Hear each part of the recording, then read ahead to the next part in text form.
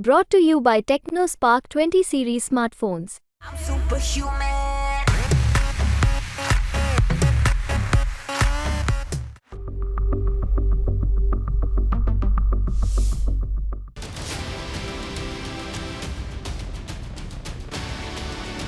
भारत दौरे पर पहुंचे यूक्रेन के विदेश मंत्री लगातार भारतीय अधिकारियों और भारत के नेताओं से मुलाकात कर रहे हैं।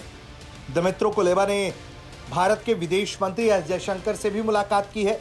इसकी जानकारी खुद विदेश मंत्री एस जयशंकर ने दी। उन्होंने कहा कि कई मुद्दों पर यूक्रेन के विदेश मंत्री से काफी लंबी बातचीत हुई है।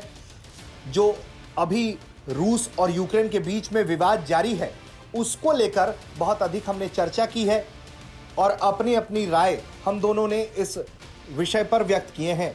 उन्होंने ये भी कहा कि हमने ग्लोबल और रीजनल इशू पर भी बात किया है, जिस पर दोनों ही देशों के हित निर्भर करते हैं।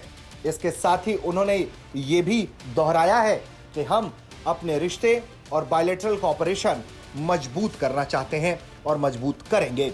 वहीं इसके अलावा एक और मीटिंग जयशंकर ने ली जो इंटर गवर्नमेंटल कमीशन की थी। इसमें भी यूक्रेन के विदेश मंत्री मौजूद रहे। उन्होंने कहा है कि हमने आपसी साझेदारी को बढ़ाने के लिए हर क्षेत्र में काम करने की जरूरत को लेकर हमने जोर दिया है, हमने उस पर बातचीत की है। हमारा अभी मौजूदा तत्कालिक गोल है कि हम पहले जितना ट्रेड किया करते थे उस स्तर पर इस ट्रेड को पहुंचाएं। इसके अलावा उन्होंने कहा है कि ट्रेड, हेल्थ और एग्रीकल्चर कॉपरेशन को लेकर काफ़ी ज़्यादा बातचीत करके आगे बढ़ाने की ज़रूरत है।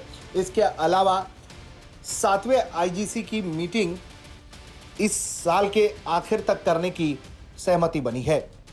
वहीं दिमित्री कुलेबा ने भी मुलाकात के बाद विदेश मंत्री एस जयशंकर को टैग करते हुए सोशल मीडिया एक्स पर जानकारी साझा की।